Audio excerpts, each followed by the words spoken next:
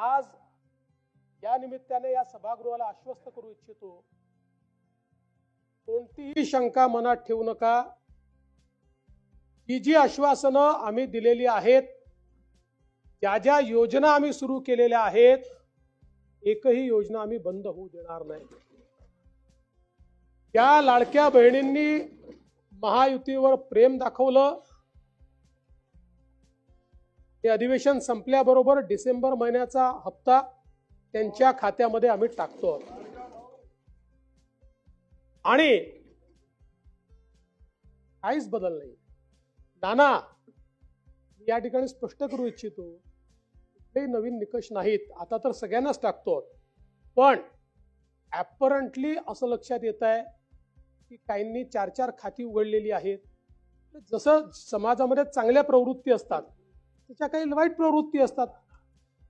एखादी योजना जर चुकीच्या पद्धतीने कोणी वापरत असेल तर जनतेचा पैसा आहे, तुमची आमची सगळ्यांची जबाबदारी आहे, तो योग्य प्रकारे गेला पाहिजे। आता मागच्या काळात आम्हाला लक्षात आलं, माणसानेच 9 खाती काढली, आता त्याला लाडकी बहीण म्हणायचं कसं?